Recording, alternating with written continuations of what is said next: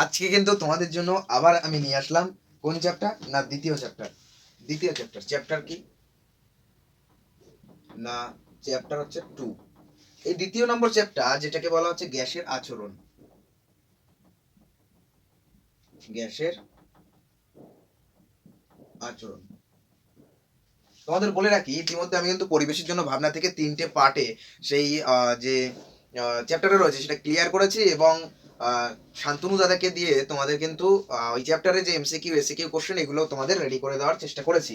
আজকে তোমাদের যেটা দেখানো হবে সেটা হচ্ছে গ্যাসের আচরণ থেকে যে কনসেপ্ট আছে সেটা আমরা ক্লিয়ার করার চেষ্টা করব। এই চ্যাপ্টারটা খুব সহজে আমরা বুঝবো। চলো কথা না বাড়িয়ে আগে আমরা পড়াশোনার মধ্যে আসি। তোমরা ভিডিওটা দেখলেই বুঝতে পারবে যে গ্যাসের আচরণ কতটা সহজ। অনেকেই চ্যাপ্টারটাকে কঠিন বলে মনে করে, কিন্তু আমি মনে করি যদি সহজভাবে শেখা যায় চ্যাপ্টারটা কিন্তু খুবই সহজ। তা সেখানে আমাদের প্রথমে যেটা পড়তে হবে সেটা হচ্ছে গ্যাসের কিনা গ্যাসের আয়তন ও চাপ। এরকম হয়তো একটা হেডিং করা থাকতে পারে, গ্যাসের আয়তন ও চাপ। এবার গ্যাসের আয়তন ও চাপ কি না, গ্যাসের আয়তন ও চাপ দেখো, গ্যাসের কিন্তু নির্দিষ্ট কোনো আয়তন নেই, বুঝতে পারলে? গ্যাসের কিন্তু কি নির্দিষ্ট কোনো আয়তন নেই। ধরো একটা পাত্র আছে, এই পাত্রের মধ্যে কিছুটা পরিমাণে গ্যাস আমরা কিন্তু দিয়ে দিলাম। যদি দিয়ে দেওয়া হয়, এই পাত্র দেখো চৌকো সাইজের রয়েছে, তাহলে গ্যাসটাও কি হবে না এই যে চৌকো এরকমই হবে। যদি ধরো পাত্রটা এরকম হয়,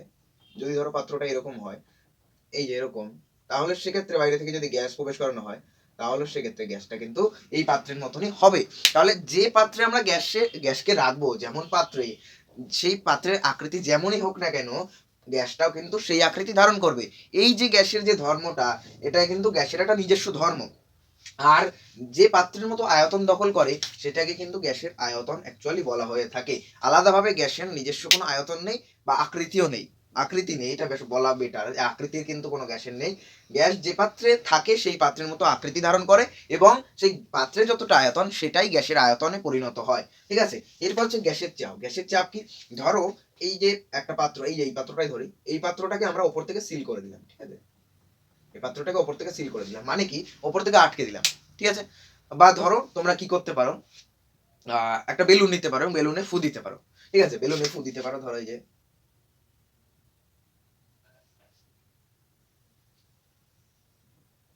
এই যে তোমরা কিন্তু বেলুনে ফু দিচ্ছ। ঠিক আছে, এই যে বেলুনে ফু দিচ্ছ তোমরা, এই বেলুনে ফু দেওয়ার ফলে কিন্তু এর ভিতরে গ্যাসের আয়তন বাড়ছে। গ্যাস যত দিচ্ছ বা হাওয়া যত দিচ্ছ তত এর আয়তন বাড়ছে। একই রকম ভাবে এই যে পাত্রটা, এর ভিতরেও গ্যাস দিয়েছো এবং আটকে দিয়েছো, তাহলে কি হলো, এর কিন্তু যে আয়তনটা সেটা সীমিত হয়ে গেল, এর আয়তন আর বাড়ছে না, এর জায়গাটা ফিক্স। এই যে বেলুনটা, এর ভিতরে তুমি বায়ু দিয়েছো, যার ফলে কিন্তু এর ভিতরেও জায়গাটা ফিক্স হয়ে গেল। ঠিক আছে, এই যে ফিক্স হয়ে যাও জায়গা, যে জায়গাটায় গ্যাসটা রয়েছে, তার মধ্যে গ্যাসের অণুগুলো কি করছে, বাইরে বেরোনোর একটা চেষ্টা করছে। যে এই পাত্র থেকে আমরা বেরোবো, এই বেলুনের ভেতর থেকে গ্যাসটা বেরোবে, এই বেরোনোর সময় যে বেরোনোর যে প্রচেষ্টা করছে, এই প্রচেষ্টা করার সময় এরা কি করছে, এই যে যে পাত্র বা যে বেলুন, এর দেয়ালে কিন্তু ধাক্কা মারছে। ঠিক আছে, অর্থাৎ এখানে যদি গ্যাসের অণুগুলো থাকে, গ্যাসের অণুগুলো যদি মাঝখানের দিকে থাকে, ওরা কি করবে, বাইরের দিকে যাওয়ার চেষ্টা করবে, অর্থাৎ বাইরের দিকে বেরোনোর চেষ্টা করবে। এই যে বাইরের দিকে চেষ্টা করছে, এর ভিতরে যে মলিকিউলস গুলো আছে, গ্যাসের পার্টিকেলস গুলো আছে, এরাও কি করছে, পাত্রের দেয়ালে ধাক্কা মারছে, এদিক সেদিক এলোমেলো ভাবে ধাক্কা মারছে। ধাক্কা মারছে কেন, কারণ ওরা চাচ্ছে বাইরে বেরোবে। এই যে বাইরে বেরোনোর যে ধর্ম, যার ফলে যে একটা বল প্রয়োগ করছে, এই বলটাকে কিন্তু গ্যাসের চাপ বলা হচ্ছে। অর্থাৎ ভালোভাবে বললে কি বলবো, যে কোনো একটা আবদ্ধ পাত্রের প্রতি একক ক্ষেত্রফলে, কোনো একটা আবদ্ধ পাত্রের প্রতি একক ক্ষেত্রফলে গ্যাস লম্বভাবে যে বল প্রয়োগ করা হয়, বল প্রয়োগ করে, তাকে কিন্তু গ্যাসের চাপ বলছে। অর্থাৎ ধরো এই একটা কাল্পনিক একটা পাত্র রয়েছে, পাত্রের মধ্যে গ্যাস রয়েছে, এই গ্যাসের অণুগুলো এই যে পাত্রটা, এই পাত্রের প্রতি একক ক্ষেত্রফলের ওপর লম্বভাবে যে বল প্রয়োগ করছে, দেখো লম্বভাবে কিন্তু প্রয়োগ করছে, যা বল এরা প্রয়োগ করছে সেটা কিন্তু লম্বভাবে প্রয়োগ করছে। যে বলটা প্রয়োগ করছে সেই বলটাকে কিন্তু অ্যাকচুয়ালি চাপ বলা হচ্ছে। এই হচ্ছে বিষয়, এটা হচ্ছে গ্যাসের আয়তন এবং চাপ। এবার চাপকে কিভাবে অ্যাকচুয়ালি মানে নির্ণয় করা যায়, সেটা হচ্ছে দেখো চাপকে অ্যাকচুয়ালি বের করে কিভাবে, চাপকে বের করে দেখো, চাপকে বের করে এই ফর্মুলার দ্বারা, যে চাপ ইজ ইকুয়ালস টু বল বাই ক্ষেত্রফল।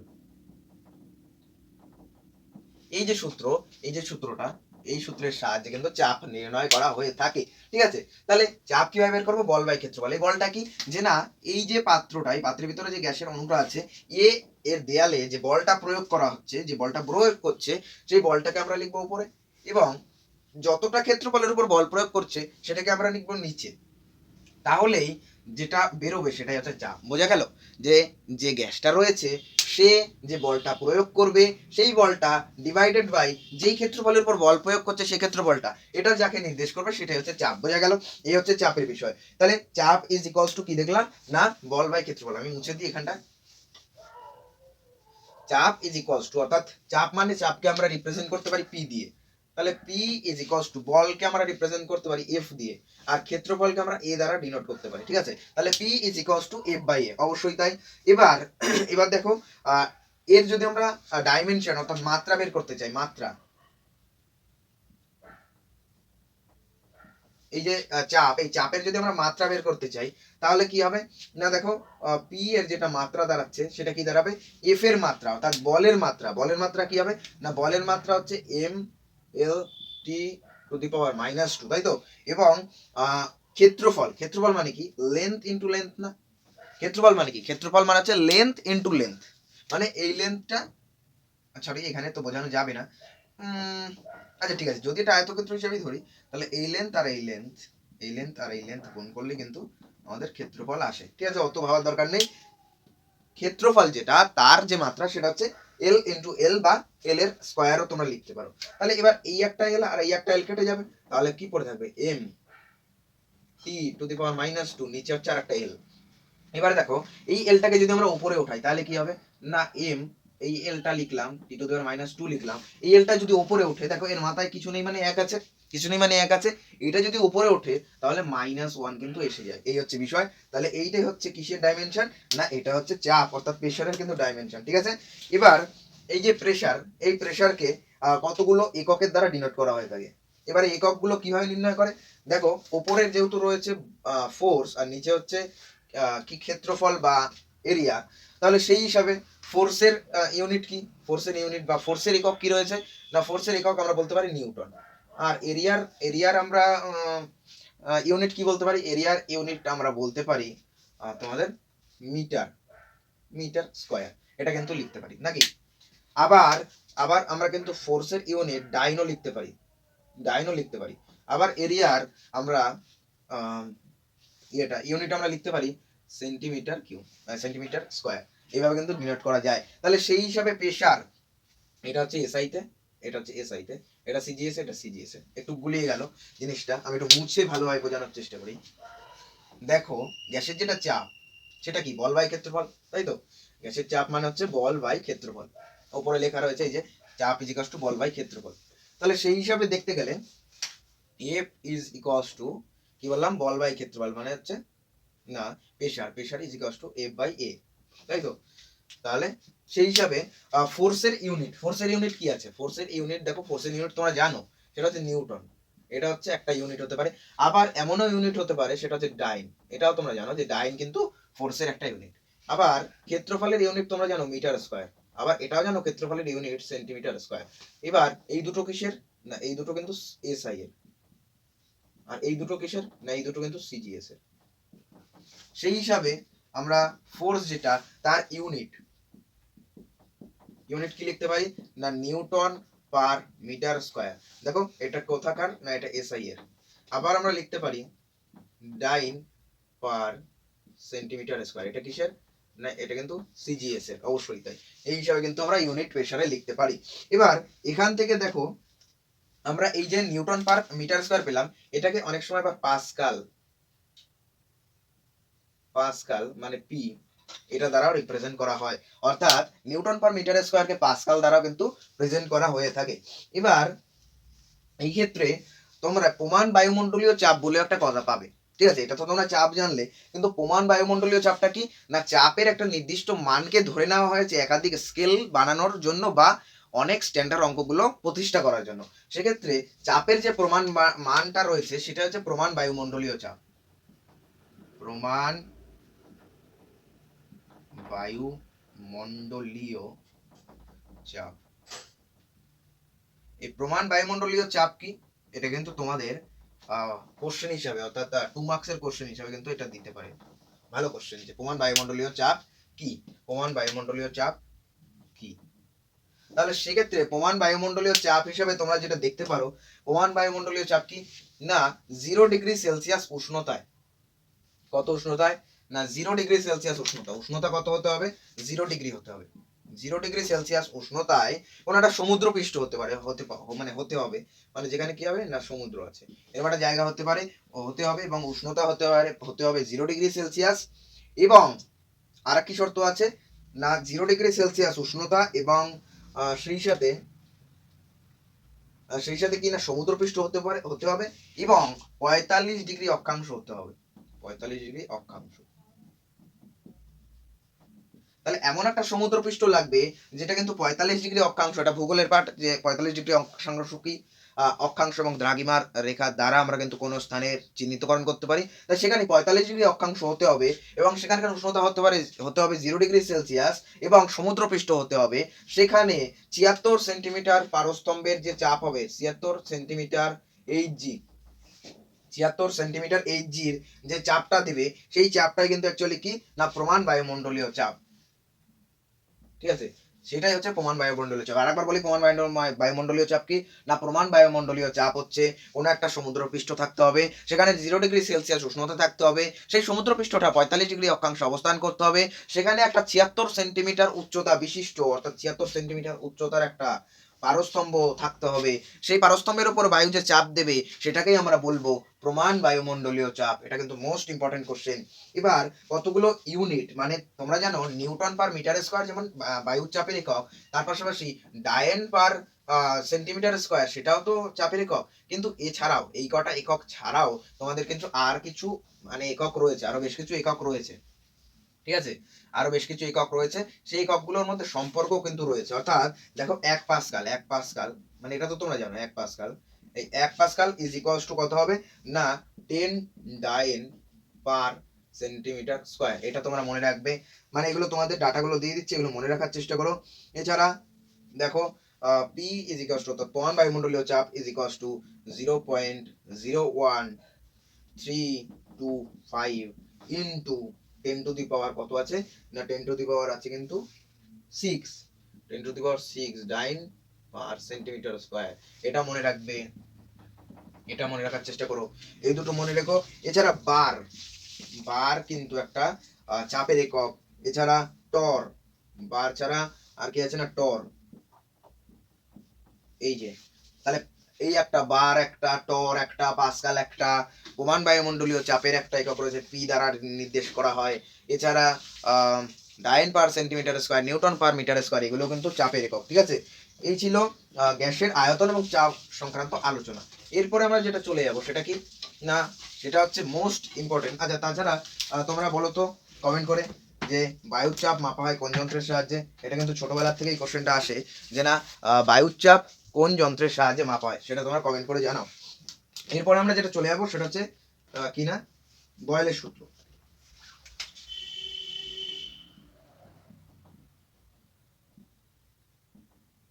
ঠিক আছে, আজকে শুধু এই বয়েলের সূত্রটাই আমরা জানবো, পরের দিন আমরা আবার অন্য সূত্রগুলো জানবো, না হলে একাধিক সূত্র তোমাদের যদি একদিনে বলে দিই তাহলে মুশকিল হতে পারে। এটা কিন্তু তোমরা বইতেই তোমরা কি করতে পারো 5 স্টার মেরে রাখতে পারো, এটা কিন্তু খুব ইম্পর্টেন্ট একটা টপিক বয়েলের সূত্র। এই বয়েলের সূত্র কি বলছে না বয়েল একটা সূত্র দেয়, সেই সূত্রে কি বলে যে না উষ্ণতা যদি স্থির থাকে, ঠিক আছে, উষ্ণতা যদি স্থির থাকে, উষ্ণতা, এটা না অন্যটা দিয়ে লিখি, উষ্ণতা, উষ্ণতা কি থাকবে না উষ্ণতা থাকবে স্থির।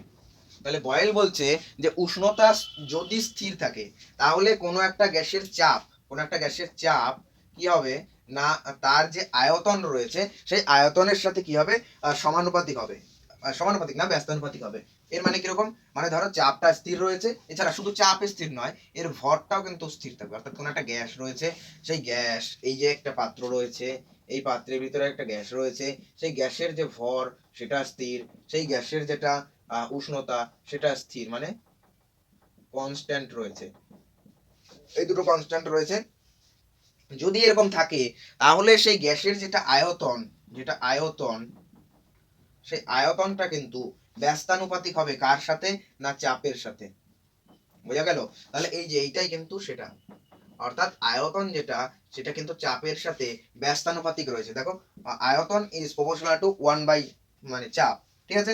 এটা কিন্তু হবে, এটা বলছে বয়েল, সেটাই সংখ্যাটা ভালোভাবে পড়ে নেবে যে কোনো একটা গ্যাসের ভর এবং উষ্ণতা যদি স্থির থাকে তাহলে সেই গ্যাসের আয়তন চাপের সাথে ব্যস্তানুপাতিক হয়। অর্থাৎ এখান থেকে আমরা যেটা লিখতে পারি যে না V is proportional to 1 by P, ঠিক আছে। এবার এখান থেকে এই যে প্রপোর্শনাল টু চিহ্নটা রয়েছে, সমানুপাতিক চিহ্ন, এটাকে তুলে দিলে যেখানে একটা ধ্রুবক আসে, আমরা ধরে নিলাম সেই ধ্রুবকটা হচ্ছে কে। মানে কে যদি আসে তাহলে আমরা সমান সমান লিখতে পারি, এটা মনে রাখবে। এবার দেখো এটা যেহেতু ভাগে ছিল, এই পাশে আসলে কি হবে, গুণ হয়ে যাবে। তার মানে পিভি ইজ ইকুয়ালস টু কে। এবার কে মানে কি, কে মানে হচ্ছে ধ্রুবক বা কনস্ট্যান্ট। তাহলে কনস্ট্যান্ট মানে কি, এর মানেটা কি দাঁড়াচ্ছে, যে যে কোনো আয়তন এবং চাপকে যদি আমরা গুণ করি যে কোনো একটা গ্যাসের, তবে শর্তটা কি থাকতে হবে না, ভর এবং উষ্ণতা স্থির থাকতে হবে। যদি এমন হয় তাহলে যে কোনো গ্যাসের চাপ এবং আয়তনের গুণফল সর্বদা ধ্রুবক বা কনস্ট্যান্ট থাকে। মানে এই দুটোকে যখনই গুণ করব এই শর্তে, তখন সেটা কনস্ট্যান্টই হবে। এর মানেটা কি, এর মানে আমরা ধরে নিলাম যে P1 চাপে কোনো একটা গ্যাসের আয়তন হচ্ছে V1 এবং P2 চাপে গ্যাসটার আয়তন হচ্ছে V2। তাহলে সেখান থেকে বয়েলের সূত্রানুযায়ী লেখা যায়, এই যে এখান থেকে আমরা লিখতে পারি, কি লিখতে পারি না, V1 P1 is equals two V2 P2।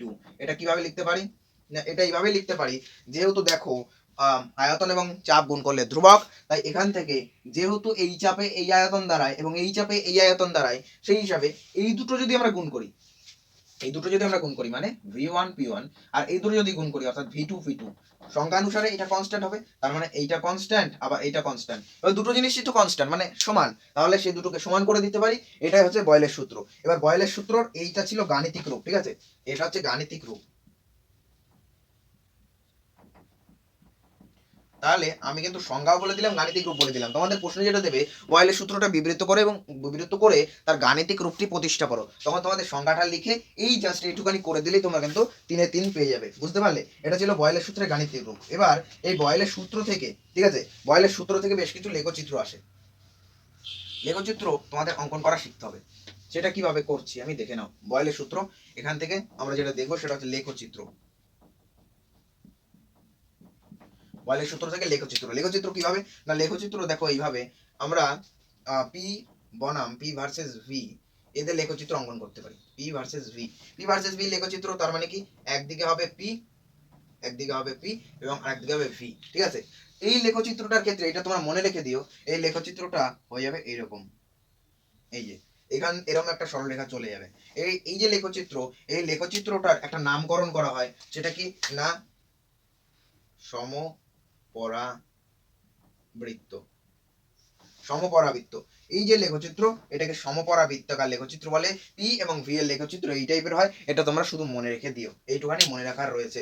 এরপরে এরপরে আমরা যদি দেখি পি ভার্সেস কি লিখে, P versus PV, P versus PV এই ধরনের যদি লেখচিত্র হয়, সেখানে দেখো আমরা এখানে পি লিখলাম আর এদিকে দিলাম পিভি এর টার্মস।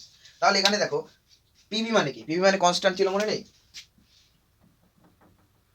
এই যে পিভি ইকুয়ালস টু কনস্ট্যান্ট। এবার কনস্ট্যান্ট মানে কি, এর মানটা অ্যাজ এ সেম থাকবে, এর মানটা অ্যাজ এ সেম। তাহলে প্রেসার যতই বাড়ুক না কেন, এদিকে তো প্রেসার বাড়ছে, তাহলে প্রেসার যতই বাড়ুক না কেন পিভি যেটা সেটা কনস্ট্যান্ট থাকবে। তার মানে এটা কনস্ট্যান্ট মানে এই বরাবরই থাকবে, বোঝা গেল।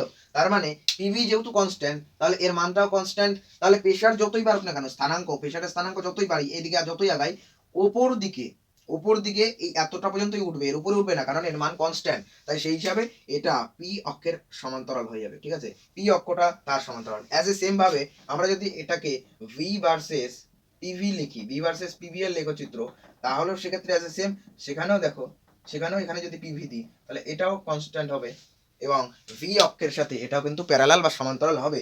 আর একটা লেখচিত্র আসে, সেই লেখচিত্রটা আমি এখানে দেখাই। সেটা হচ্ছে দেখো, সেটা হচ্ছে পি ভার্সেস 1/v। এই লেখচিত্রটা কিন্তু মূল বিন্দুগামী হবে, অর্থাৎ এখানে 0,0 করে হচ্ছে মূল বিন্দু, এই মূল বিন্দু দিয়ে কিন্তু এই সরলরেখাটা যাবে, আর এটা যাচ্ছে এরকম, এই সরলরেখাটা যাচ্ছে এদিকে, আর এটা তো এরকমই রয়েছে, ঠিক আছে। এই সরলরেখাটা এই বরাবর যাবে। এর কারণ কি, এর কারণটা আমি বলে দিচ্ছি। এইটার কারণ বললাম, এটার কারণ বললাম, এটা মনে রাখবে। এইটার কারণটা কি দেখো, এটার কারণটা হচ্ছে এই যে এইটা থেকেই বলি, যে আমি যদি ভিটাকে ওই পাশে পাঠাই তাহলে P is equals to constant by V হয়ে যাবে, তাই তো, মানে 1/v দাঁড়াচ্ছে। এবার দেখো পি আর 1/v এটা তো পরস্পর সমানুপাতিক হয়, আমি এইভাবে বলতে পারি। জড়িগুলো মুছে দিচ্ছি।